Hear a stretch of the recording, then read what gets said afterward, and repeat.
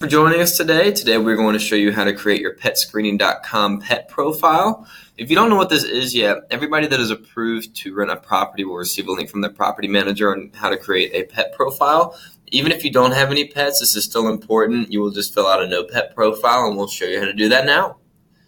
So this is the link that your property manager will send you when you're approved to rent the property. If you haven't gotten it yet, please reach out to them. They'll be able to send that to you, no problem. You'll be able to move on and fill out that pet profile. So I'll go ahead and click on this link.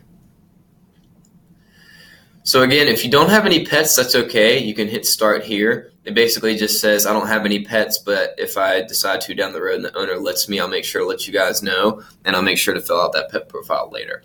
If you have an assistance animal, you can click start here.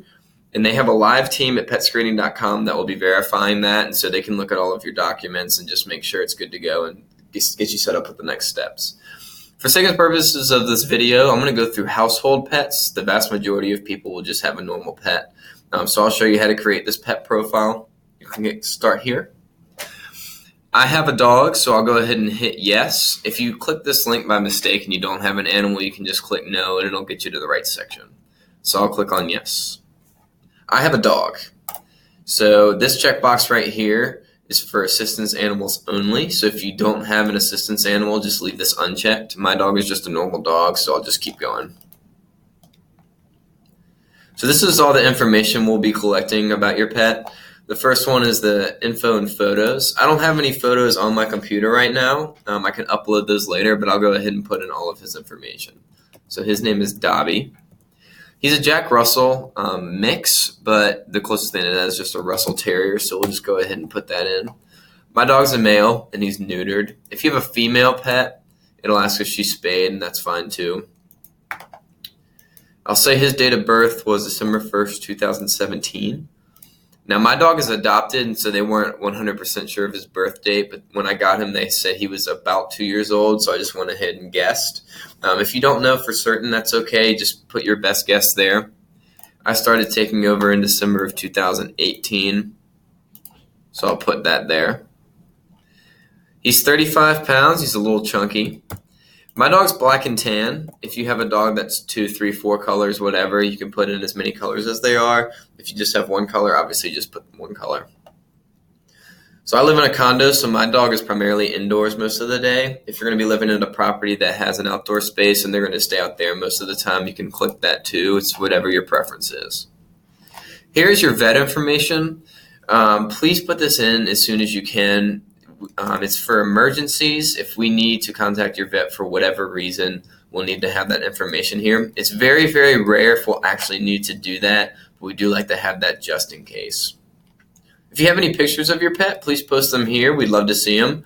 If you don't, you can add them later. Like we said, we'll show you how to do that later, but if you have them on file, might as well upload them now.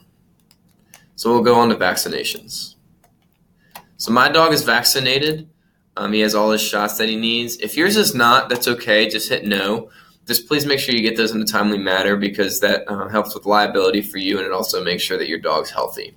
So I'll go ahead and click yes. When you go to put in his vaccinations, you'll need to do it one by one. I'm not going to go through every single one with you, but just for the sake and purposes of this, I'm going to go through the rabies. So we'll say he got his rabies shot in December of 2018. We'll just say the 23rd again. We'll say it's valid for 1 year, so December 23rd, 2019. Once you have that all in, you can hit add shot information, and that'll show your completed vaccinations that you have. So as you can see, here's the date they got it. Here's the date it's valid till. And the coolest part about this is it shows you the remaining days. So it says I have 195 days remaining until my dog needs his updated shots. So again, go through one by one, please. Take your time doing this just to make sure you have all the right vaccinations listed. It's important for us to know, and it's also important for you because you can keep track of when their vaccinations are due. If you have your vaccination documents, now would be a good time to upload them. If you don't have them with you, you can call your vet. They should have them almost 100% of the time, so you can give them a call, and they should be able to email or fax them over to you. So next is microchip information. If your pet is not microchipped, just hit no. And you won't have to fill out any of this. Mine is, and most dogs are, so if you know yours is, go ahead and fill this out. I don't have his microchip information in front of me, so I'll just go through and put one in. He was chipped when they got him, so I'll say December 1st, 2017. And the chip location is on his neck, so back of neck.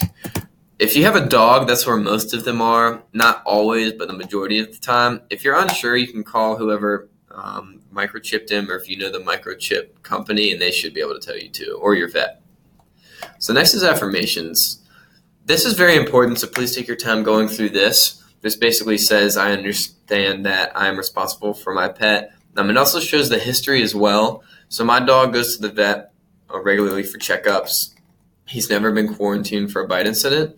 If you have had any incidents, you can click yes, and then you can just explain why. It's not necessarily a deterring factor. It's just so we know the history of your pet. He's house trained. He does not have damaging habits. If your animal does, you can click yes and just list them here.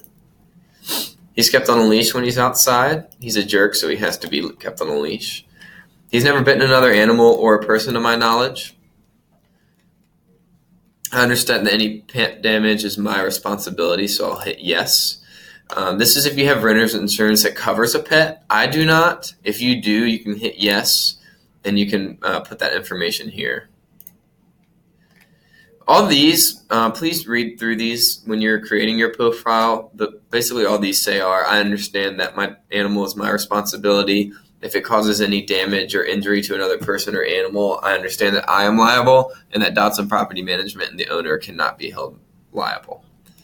So read through these just so you know what you're filling out. I'm going to hit I understand all of these.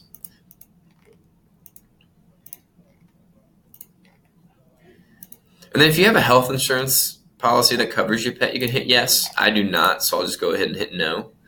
And then I'll hit back to profile. And boom, there you can see my completed profile.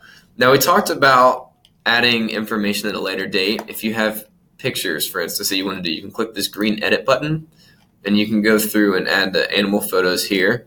Or if you want to add or change anything down the line as things change, like vaccinations, you can go through that and do this on your profile as well. Next, you'll go to proceed to payment.